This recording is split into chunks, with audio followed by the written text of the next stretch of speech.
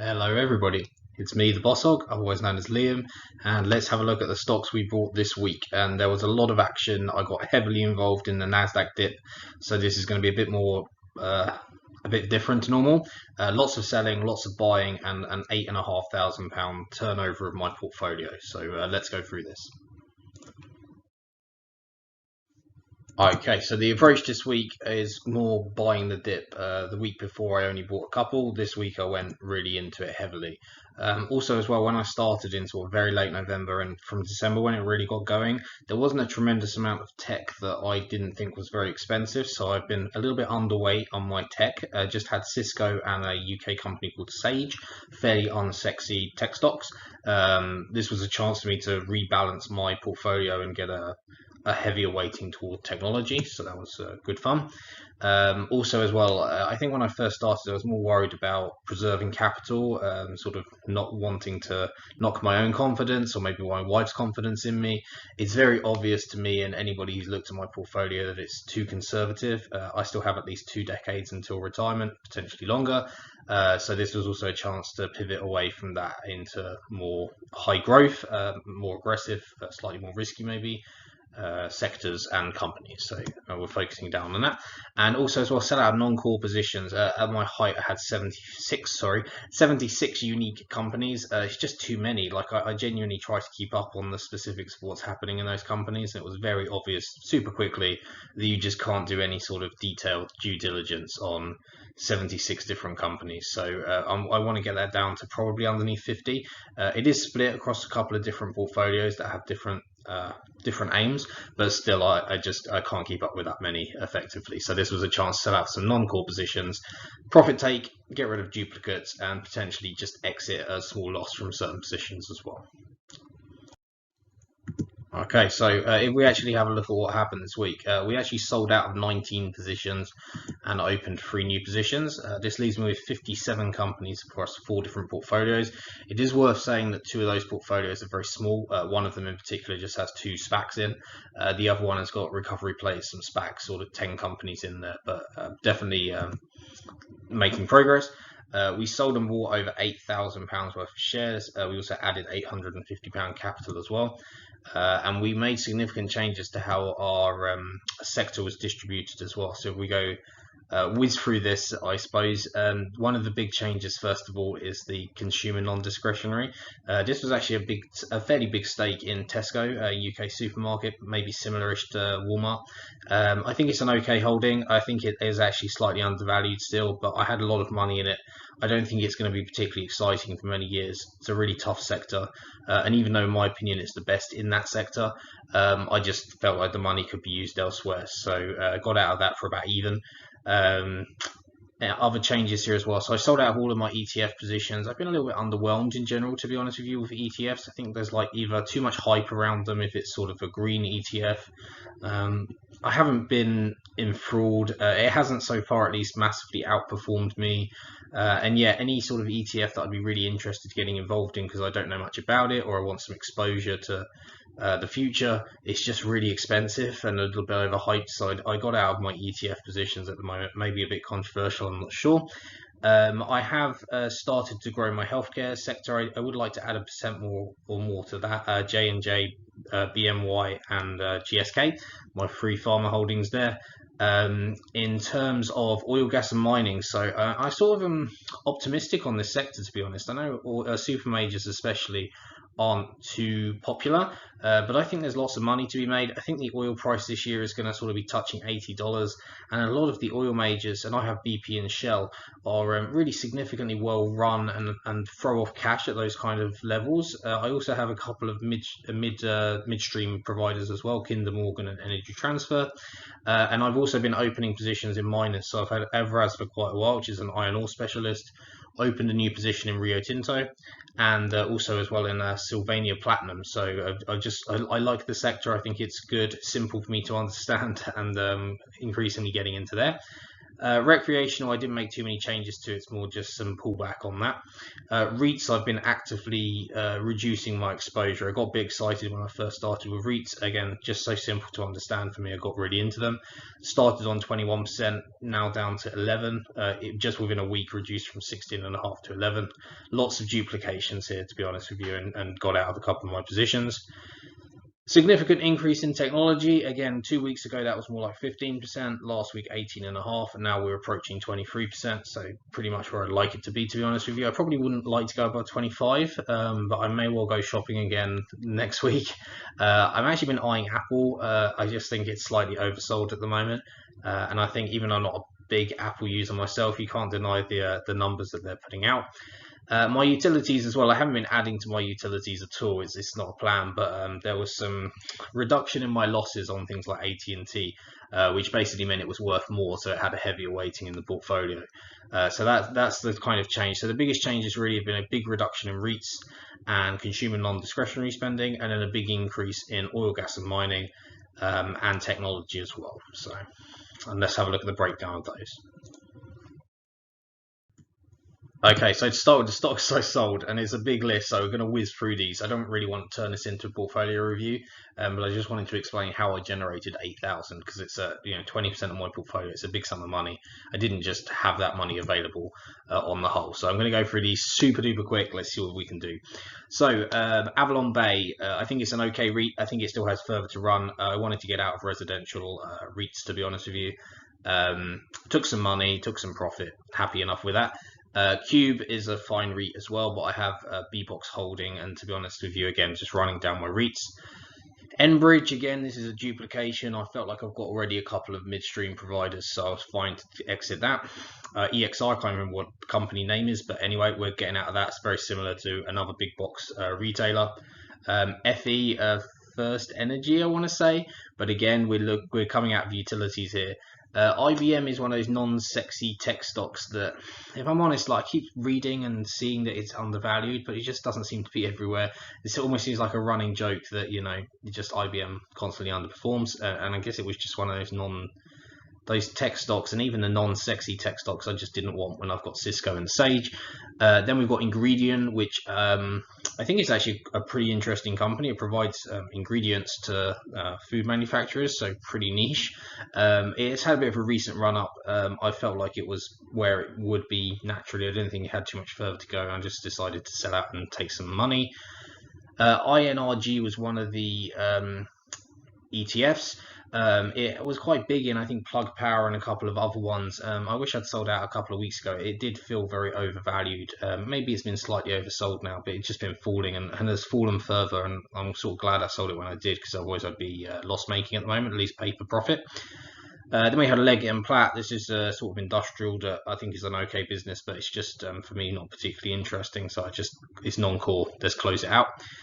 Legal & General is an insurance company. I decided to make Aviva my insurance play. I think currently Aviva is less good as a business, to be perfectly honest, but they got a new CEO, new company vision. I think there's a lot more capital growth here, and the yields are fairly comparable. So I'm sort of banking on Aviva because I see progress and I want to kind of double down on it. So that they're going to become my main insurance play. But actually, the UK has a couple of very good insurers, honestly. Aviva, Legal & General, M&G. I'm sure there's a few others as well, but those come to mind.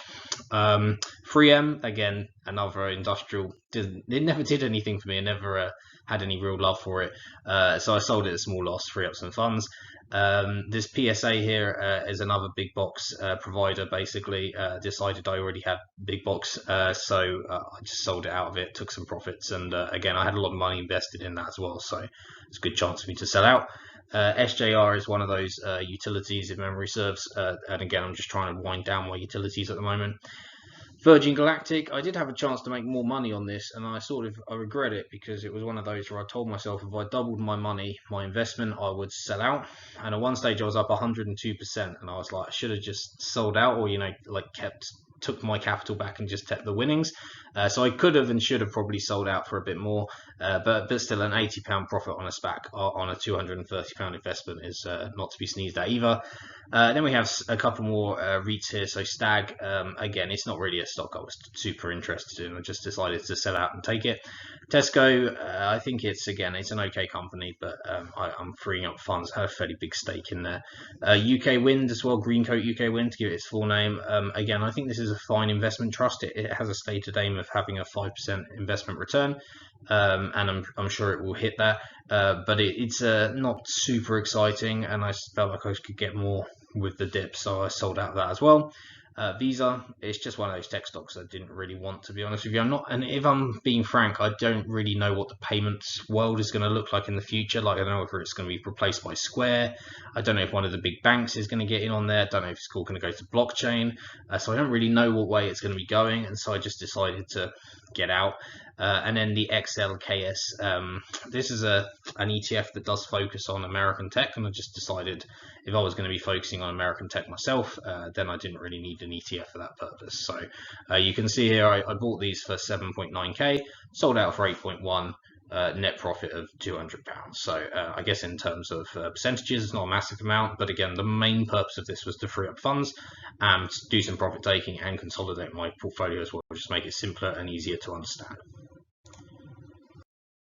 Okay, so now the fun stuff and the stocks that I bought this week. So again, I'll whiz through these as fast as I can. So first we've got Broadcom. This is now the biggest company in our portfolio. If I'm honest, I could have been a bit more patient. I saw the figures in like 450s, and I was like, yep, that's near enough my dream price to pay for this. Then it actually dipped to, I think, about 437 at one stage. I was like, oh my goodness. And, you know, considering I now have 9 shares in it, that's sort of a $20 difference. So straight away, I felt like I'd done myself out of 140 odd quid by not just being a bit more patient. So probably a lesson for me there not to try and sort of catch that falling knife. Definitely let my emotions get the better of me. I'd sort of almost given up on Broadcom because I sort of felt like I was waiting for the dip, and then when the dip came, I just snapped at it. So I'm a bit disappointed with myself, but at the same time, I think it's a really quality company. I already had 1.1 shares that I picked up the week before, so now I've got 9.5 shares, and I think just over £3,000 in value, so a significant holding, about 7% of the portfolio. Microsoft, here I did time it really well actually. I had a 230 dream price and I just let it fall and then got in and now my average price is now 228, which I'm super happy with. I think it's a great company. Their last results were really stellar, sort of made me fall in love and take a closer look at it. And yeah, I really like it. This CACI International is probably not one that's particularly well known to people, but it's technically an IT company, but it's got tons of US government and US military exposure, especially on the cyber warfare side of things. I think it's going to be really strong, and I think it's fallen quite a lot in value, and I just think it's massively undervalued at the moment. So I decided that was a good chance to sort of buy into tech stocks with a defense focus, so fine with that. Johnson & Johnson, who doesn't know and love Johnson & Johnson? So actually my second biggest company after Broadcom, with Microsoft in third as it stands currently. But I just think it's verging on a healthcare ETF. It's so diverse and well run, and you just can't go wrong with it. Next, we've got Rio Tinto. I opened up a new position in mining. Like I say, I really like it. It's sort of a play on the recovery, of course. It's slightly cyclical, don't get me wrong, but I seem to like the sector. It's technically energy, but I group mine into oil, gas and mining. I sort of create my own sector. The reason why I wanted to buy Antofagasta, I think it's pronounced, or a copper miner, but I just couldn't find any at a good price. So I went with Rio, and even though they're kind of about 65% into iron ore, so very similar to Everaz, in fact, not quite as one-sided as Everaz, but they spend 2/3 of their exploration budget on copper, and it's an active interest for them, sort of mines in Mongolia and Chile. Their Mongolian mine I understand to be very good. So yeah, so Rio, it seemed like a very good perspective as well. I actually took some time reading their fact book and was quite won over, so new position there. Unilever, I feel like, although it has problems, I think its strategy is correct. I think its management have been poor for the last 5 years. That's why it's traded sideways, but still at like 3800p. I think it's a pretty good buy. So I averaged down into Unilever. This Sylvania Platinum here is a new position. I thought it's got some cool IP, something to do with chrome tailings, where they can extract value. But it's basically a platinum group player. is sort of soft exposure to the EVs world and all that other good stuff. More on the risky side compared to Evraz and Rio. Evraz and Rio both FTSE 100 companies. SLP is AIM, so the alternative market, but still it's not a tiny company. It's sort of 400 million market cap, I believe, so I'm happy to have it. Evraz I've already touched on. I've been averaging up for some time. I probably will be stopping because I think it's about fair value, at least for the near future, but I'm happy to have added to my stake before ex-dividend date as well. Then we've got BAE, so more defense, average down slightly, but on a very slight down, good yield as well. Defense is a big focus for me. Aviva I mentioned earlier, so I've added some money into Aviva, like what they're doing there. National Grid is a defensive stock rather than a defense stock. I think we all know National Grid, if not Google, but it just seems quite cheap with a good yield at the moment as well. So I added to that just to give my tech focus a bit of balance. The next one is a bus company in the UK. National Express, but I say in the UK, it's been winning a lot of contracts over the last year. I originally bought it just as a turnaround play, but because of these contract wins, and actually I believe there's good underlying business there, I decided to make it a core holding. So I don't have a ton of like logistics companies or transport companies, so this is sort of a good play for me. And I just like the company. I think it's a good, seemingly well-run company. It's been picking up business both organically and from distressed sort of competitors where municipals in America have put it out to tender or asked National Express to come in and pick up bus services, etc. So I think it's cool. Bristol Myers, I think this is a bit undervalued. In hindsight, I sort of wish I'd put slightly less into Johnson & Johnson and slightly more into BNY, but that's fine. I like them both, slightly different approaches, but yeah, I do think BNY is undervalued. Cone is Cyrus One. It's a data REIT. Although I've been reducing my exposure in REITs, I do still like data center REITs. Just can't make up my mind about which one I prefer out of Cyrus One and DLR. But I added a couple to Cone this week. They're very similar weighting in my portfolio, so eventually I'll pick a winner, but I'm in no rush to. Rolls-Royce, I think I got in here originally at like 92p near the dip, and then I averaged up at 95, and then I averaged up again to 97. I'll probably continue to at least £1 just to get in that sort of psychological round number, I suppose, and then reassess. It's got a ton of issues for sure that it needs to work through, but I think there is an underlying, well, no, I know for sure there's a good underlying business, not only with its aircraft maintenance that will pick up as the economy does, but also it's got some great intellectual property in nuclear, especially both civil and military, and also it's getting increasingly invested in space, so that's pretty cool from my perspective. So yeah, I technically class it as speculative, so I'm limiting my exposure to it, but I think it could be a good long-term win at the current levels I'm in, at least. And then finally, Lockheed. This actually was my dividend from Energy Transfer, so one of my midstream pipeline companies that I got. And I made the decision that Lockheed Martin is in my ISA, my personal one. So I've got one, my wife's got one. There are two main accounts. So all of the dividends from my ISA account is going to go into Lockheed Martin. And that starts with the Tesco dividend, which should be coming imminently. That's sort of £300, and then we'll just be adding as that goes on as well. So that's currently how I got. I do have about £400 left over that I'm going to be spending this week. I'm either going to be averaging up or down depending on the company I buy. If I can't decide on any buys, I'm going to open a new position in Games Workshop, which is a kind of discretionary consumer spend. Does toy figurines, Warhammer is what it's mainly known for, and I'm also eyeing a gold company as well, Sentiment, but I haven't quite pulled the trigger on that yet. I like where they're going, so I've left myself about £400 to play with this week. We'll see where else we go. Okay, and this then is how my portfolio now looks. So it's honestly significantly different to how it was a week ago.